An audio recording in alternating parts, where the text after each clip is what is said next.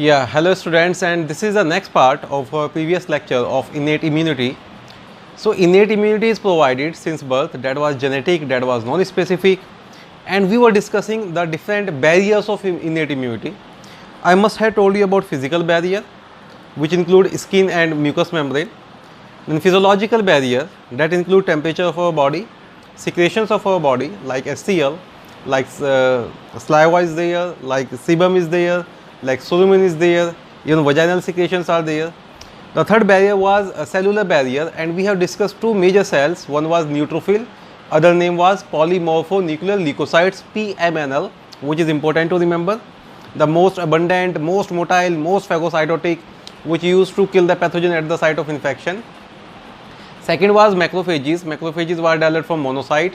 Macrophages could be wandering macrophages, they could be fixed macrophages. And macrophages, they are also motile, they undergo diapdesis, they are also phagocytotic, but they do not kill the pathogen at that site. They take it and they take it to the immune headquarters. Then I told you a little bit about phagocytosis, that in phagocytosis there is vasodilation. Vasodilation is followed by adhesion, then diapdesis, then chemotactic movement. Chemotactic movement and diapdetic movement. Diapdesis is a type of amoeboid movement. Both are active movement, and later on the engulfment. Formation of phagosome, then lysosome fuse with phagosome, make phagolysosome, and phagolysosome undergo slaughtering. The next one which we were discussing, and the part जहाँ हम लोग रुक गए थे, that was inflammation. So inflammation, it is a local response to our body, local defensive response of our body towards an injury. It's a local. Why we call that local? It is localized, it is at a particular part. Local body defensive response of human body, of our body, towards injury, or you can say towards allergy. Towards injury, or you can say towards allergy. Is that clear? So inflammation, generally जो inflammation होता है, आप basic of 11 से पढ़ते आ रहे हैं, उसको आप सफिक्स यूज़ करते हैं आइटिस. कोई भी एरिया जो इन्फ्लेम्ड हो जाता है, आप उसके आगे आइटिस लगा देते हैं. अगर अपेंडिक्स इन्फ्लेम हुआ, अपेंडियाइटिस लगा दिया. कंजेक्टिविया इन्फ्लेम हुआ, कंजेक्टिवियाइटिस लगा दिया था. टॉन्सिल्स इन्फ्लेम हुए थे तो टॉन्सिलियाइटिस लगा दिया था. अब इन्फ्लेमेशन होता क्या है? किसी भी एक पर्टिकुलर एलर्जी या किसी भी एक पर्टिकुलर इंजरी के टूवर्ड्स, इंजरी के दौरान आपका बॉडी का एक डिफेंसिव मैकेनिज्म है, right. Inflammation is manifested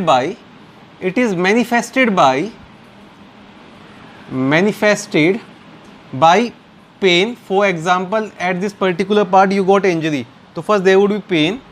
Then I will be telling you, due to that injury certain cells become active. Which cells become active? Let me mention here. Basophils as well as mast cell, they respond to injury as well as allergy, and these cells, basophil and mast cell, these cell make histamine. So basophil and mast cell start releasing histamine. Also from certain endothelial cell, endothelial cell are the cell of blood vessels. There is release of prostaglandin. Mainly जब भी injury होता है और prostaglandin release होते हैं, तो जो pen वाली फीलिंग है, that is due to release of prostaglandin. These prostaglandin they result in pain. That nociceptor or algisoreceptor, which are referred as to pain receptor. Nociceptor or algisoreceptor, which are commonly referred as pain receptor, they are activated or they are stimulated by prostaglandin, and there is a feeling of pain. Moreover, that histamine is a vasodilator. And it dilates our vessels.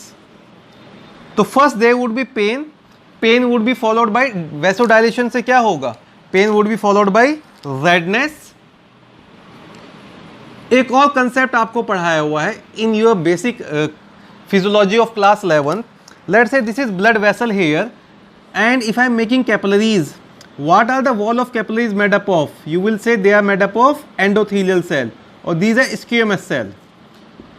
And under vasodilation, these squamous cell become leaky, and when they are leaky, cell do not start passing out, but fluid start passing out. There is a lot of plasma, we start leaking out. देखो जो cell पास होगा वो adhesion के बाद special signals आएंगे तो डायबिडेसिस करेंगे, और वैसोडाइलेशन में जनरली जो भी आपकी एंडोथेलियल सेल होती है वो थोड़ी लीकी हो जाती है.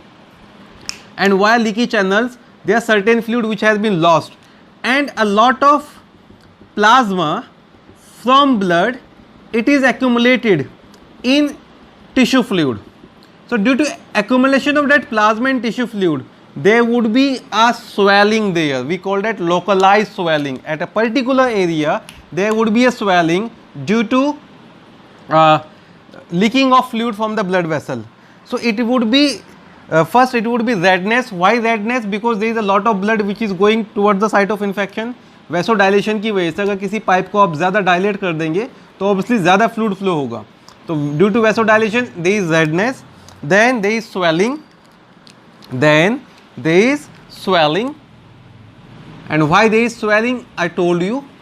अच्छा, इस कंडीशन को जब ज़्यादा टिश्यू फ्लूइड रिटेन हो जाता है, हमने पढ़ा भी है कि ओडिमा कह देते हैं, ये ज़्यादा देर तक ठीक नहीं है, अदरवाइज फिजियोलॉजिकल कंडीशन होने, पैथोलॉजिकल कंडीशन होनी शुरू हो जाती है. तो pain, redness, swelling. Then moreover there is increased temperature due to high metabolic rate. Obviously ये जो भी आपके पास वैसोडाइलेशन हुआ है, वैसोडाइलेशन के बाद कुछ आपकी जो डायबिटिक सेल है वो भी लीक कर जाएंगी, जाके इंजरी या पैथोजन को हील करना शुरू करेंगी. यहाँ पे मेटाबॉलिक रेट बढ़ गया, और मेटाबॉलिक रेट बढ़ने की वजह से what would be there would be increase temperature. अभी I will be telling you inflammation का साइड कैसा हो जाता है. तो फॉर एग्जाम्पल आपको पर्टिकुलर इस जगह पर इंजरी हुआ, पेन क्यों हुआ है? Due to release of prostaglandin. फिर वैसोडाइलेशन हुआ तो खूब सारा ब्लड इधर आना शुरू हो गया, तो पर्टिकुलर एरिया जो है वो रेड हो जाता है. It could be due to the bite of an insect as well. Then swelling क्यों आनी शुरू हो जाती है? Swelling is due to leakage of plasma. और मेटाबॉलिक एक्टिविटी ज़्यादा, तो यहाँ पर बहुत ज़्यादा हीट भी हो जाती है, तो एरिया गर्म हो जाता है, लाल हो जाता है, स्वेल हो जाता है और पेन करता है. उस एरिया को बोलते हैं inflammation. Eventually it also result in loss of function. So loss of function has been also reported in inflammation. In chronic inflammation there is loss of function of affected tissues. तो inflammation अगर जल्दी overcome ना किया जाए, antihistamine वगैरह नहीं ले रहे हैं आप, और इन्फ्लेमेशन कंटिन्यूड है, तो उस पर्टिकुलर अफेक्टेड टिश्यू का लॉस ऑफ फंक्शन होगा, जिसको वक्त लगता है फिर रिपेयर होने में. अब इन्फ्लेमेशन में as they are certain cells which are involve, basophils are involve, mast cells are involve, even neutrophil and macrophages are also involve. तो इसको हम सेलुलर बैरियर में ले लेते हैं. तो सेलुलर बैरियर में I told you about the function of neutrophil, function of macrophages, last but not the least, very very important, natural killer cell, NK cells. And NK cells, they were doing two function, cytolysis, they start releasing perforin and they drill inside the wall of bacteria, and they also initiate programmed cell death, apoptosis. Is that clear? Then there is one more component which is also included in cellular barrier. See, उस component में कोई भी cell नहीं होता है. To be very exact, उस component में कोई भी cell नहीं होते, certain proteins हैं, but still we are going to discuss that in cellular barrier due to certain regions. अब पढ़ते हैं नेक्स्ट. जो सेलुलर बैरियर का एग्जांपल पढ़ोगे, सेलुलर बैरियर का कंपोनेंट पढ़ोगे, that would be complement system. And complement system is something new to you guys. I guess you have never ever discussed about complement system. I guess you have never ever discussed about complement system. So next we are going to start about complement system.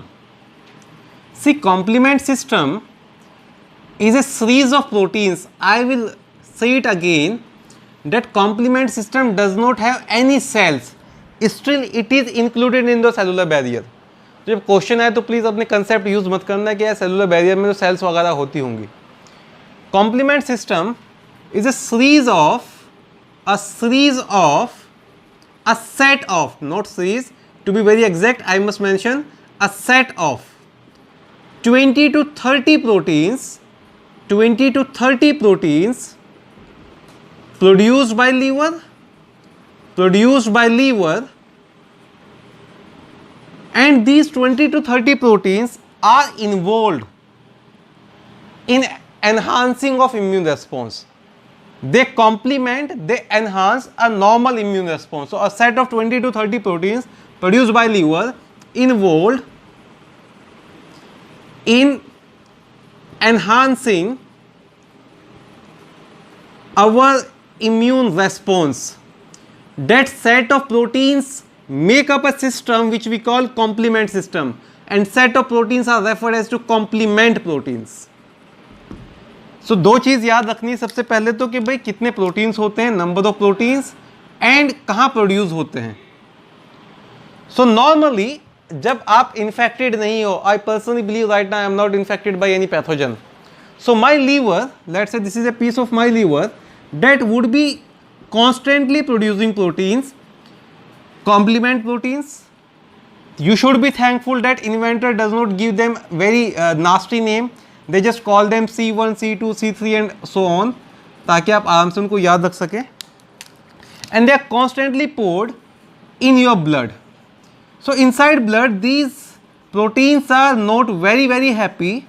They are in inactive state.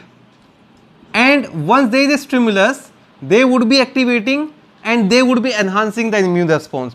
To be very specific, they used to kill bacteria.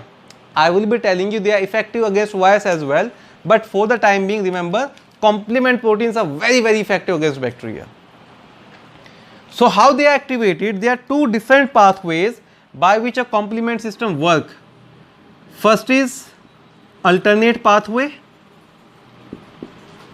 and second is classical pathway. See, complement system दोनों तरह की immunity का part होता है. Complement system is a part of innate immunity as well as acquired immunity. जो classical pathway है, classical pathway, it is a part of acquired immunity.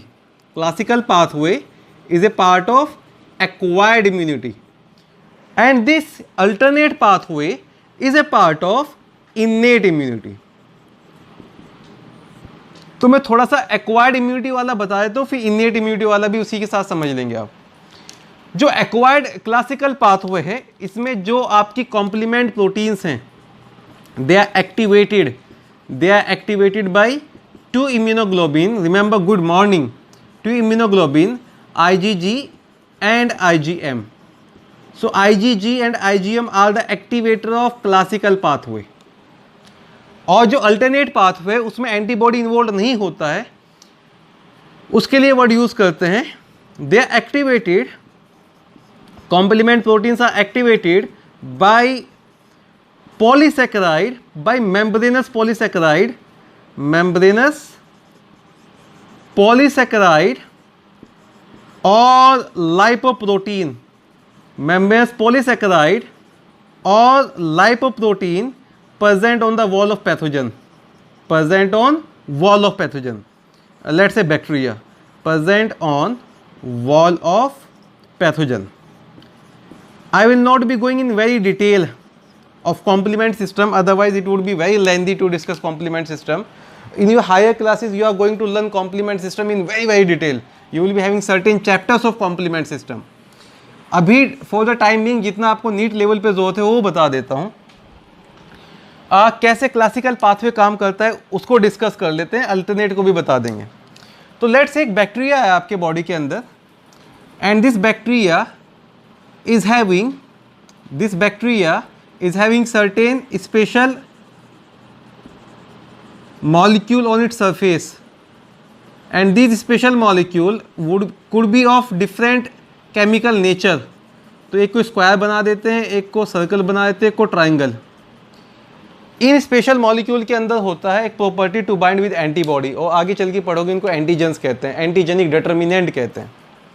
तो जब भी कोई बैक्टीरिया बॉडी के अंदर आया अच्छा, ये जो बैक्टीरिया आपकी जो भी फैगोसाइटोटिक सेल है, जो सेल राउंड पर है, even your neutrophils are on round, macrophages are on round, उससे डिटेक्ट नहीं हो पाता है। तो सबसे पहले क्या होगा कि जो एंटीबॉडी होती है, which antibody, IgG and IgM, they come and bind here, they come and bind here. और ये भी याद रखना कि बाइंडिंग कुछ ऐसे होती है। ये जो एंटीबॉडी का जब स्ट्रक्चर पढ़ोगे तो I will be telling you this area is FC region और this area is Fab region. तो जो FC रीजन होता है it comes and bind here. वो FC रीजन बाइंड करके बैक्टीरिया से इसको ईजिली रिकॉग्नाइज करा देता है बाय फैगोसाइटोटिक सेल, इसको ईजिली रिकॉग्नाइज करा देता है by phagocytotic cell. But here what would happen, first there is binding of a complement antibody, most probably it is IgG with bacteria. Then ये जो fab reason होता है bacteria का, it express certain side group and these certain side group activate complement protein which is C1। C1 के दो अलग अलग part होंगे, C1A, C1B, वो कैसे काम करते हैं not discussing. C1 furthermore activate करता है next complement protein which is not C2 which is C4। Sequence नहीं याद रखना है, जस्ट फॉर द टाइमिंग मैं बता रहा हूँ। And C4 would be activating the next one, it would be C2, and then there would be activation of C3. C3 is very important here. Activation of C3 is very important. तो C3 तभी activate होगा जब C1 C4 को activate करेगा and C4 C2 को activate करेगा। जो C3 है वो इवेंचुअली एक्टिवेट करता है C5 को, and C5 activate C6, C6 activate 7, it activate 8 and it activate 9। ये जो Z में बना है, this thing is very very important, this thing is very very important. और जो साइटोलाइसिस डोमेन बनेगा वो C5 to C9 प्रोटीन से बनेगा। ये कुछ ऐसा होता है कि जितने भी प्रोटीन हैं ये मल्टीमेरिक प्रोटीन्स हैं, these proteins are multimeric. Let's say this is C5 here, C5 would be activating C6, C6 would be activating C7, C7 would be activating C8 and C8 would be activating C9।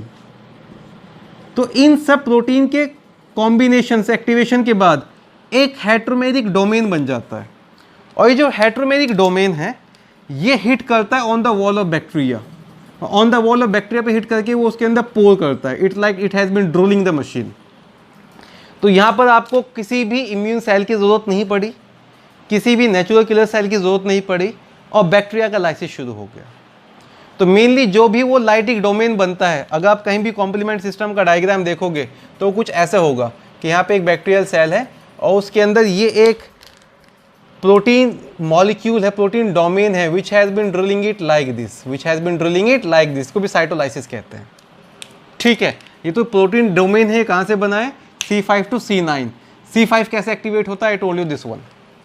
तो जो complement proteins हैं वो यहाँ पर आपके immune cell का फर्ज था कि आपकी कोई भी इम्यून सेल आए और इसको आगे ख़त्म करे, पर इम्यून सेल नहीं आ पा रही, इम्यून सेल से डिटेक्ट नहीं हो पा रहे, वो कहीं और बिजी है, तो आपकी कॉम्प्लीमेंट प्रोटीन्स काम करना शुरू कर देती है। तो ये तो वेल अंडरस्टूड है, जिसके अंदर कॉम्प्लीमेंट प्रोटीन सही बन रहे होंगे वो ज़्यादा इम्यून होगा, और जिसके अंदर कॉम्प्लीमेंट प्रोटीन, उन जीन के अंदर म्यूटेशन आ जाता है जो ये प्रोटीन बना रहे थे, वो लेस इम्यून होगा। हम एक नॉर्मल सा पढ़ते हैं ना कि for example there are 2 person और दोनों ने सेम जगह खाना खाया है, एक को फूड पॉइजनिंग हो गया, दूसरा हेल्दी बैठा है, तो दोनों की हेल्थ में क्या फ़र्क था, one of the major reason is complement protein, one of the major reason is complement protein. और जितने भी आपके ग्राम नेगेटिव बैक्टीरिया होते हैं, if I talk about gonorrhoea bacteria, जो लोग कॉम्प्लीमेंट म्यूटेटेड होते हैं, जिनको कॉम्प्लीमेंट प्रोटीन नहीं बन रहे हैं properly, they are more likely to effect with gonorrhoea bacteria. Anyways, तो ये तो हो गया बेटा क्लासिकल पाथवे। अल्टरनेट पाथवे में ये जो प्रोटीन्स हैं, they are not activated by antibody, they are simply activated by binding with this polysaccharide molecule of the bacteria C1, C4 and the so on. तो अगर एंटीबॉडी से activate होता है तो क्लासिकल पाथवे, और अगर पॉलीसैकेराइड मेंबर्स, पॉलीसैकेराइड प्रोटीन से activate होता है, इनेट इम्यूनिटी का पार्ट है, तो alternate pathway.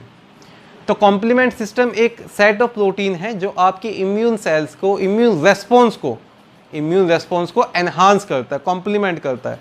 That's why the name complement protein. और कैसे कॉम्प्लीमेंट करता है, the most common is cell lysis. It undergoes cytolysis, to be very exact. It also enhances the functioning of other cell. It also enhances the phagocytosis of by phagocyte cell. पर वो बाद की बात है. तो यहाँ पर कंप्लीट हो गया हमारा cellular barrier. Now the fourth and last barrier of innate immunity, that is your cytokine barrier. अगर साइटोकाइन बैरियर को डिस्कस करें, cyto stand for cell and kine stand for messenger. अच्छा, एक और बात कल भी रिपीट किया था, जो भी इनेट इम्यूनिटी है वो सारा ही नॉन स्पेसिफिक है. तो किसी भी पैथोजन ने अगर आपके बॉडी के अंदर एंटर करना है और सर्वाइव करना है और आपको बीमार बनाना है, तो उसको क्या क्या कंप्लीट करना पड़ेगा. उसको सबसे पहले first line of defence cross करना पड़ेगा, देन अभी सेकेंड लाइन ऑफ डिफेंस पढ़ रहे हैं वो क्रॉस करना पड़ेगा.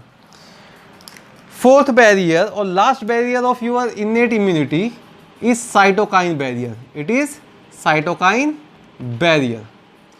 Cytokine barrier is a series of cellular messenger which help in cell to cell communication, so all the cells can communicate, can interact in a more proper way. Cell to cell communication.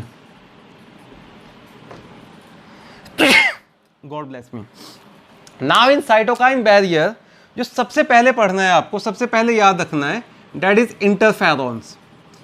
Interferons क्या होते हैं? These are glycoproteins made up of 270 amino acid with sugar molecule, mainly 270 amino acid with sugar molecule. So these are glycoproteins which are produced by virally infected cell, produced by virally infected cells. Is that clear? और इसके बारे में पढ़ेंगे. They are also believed to enhance the functioning of our immune system as well. They are also believed to enhance the functioning of immune system. So simply interferon by definition are glycoprotein which are produced by virally infected cell. There is a population of cells here, and these cells are very happy living in a society, having a very good relationship with neighbors, and everything is going very, very okay. Let's say this cell is affected by a virus, and this cell start releasing certain chemical, certain glycoprotein which send a message to the nearby cell that there is a viral infection and you please get prepared for it. You please get modify, you please get prepared for it. तो interferon का काम क्या होता है कि ये near by cell को एक तरह से स्टिमुलेट करते हैं, एक तरह से मॉडिफाई कर देते हैं to fight against virus infection, so they are alarming protein.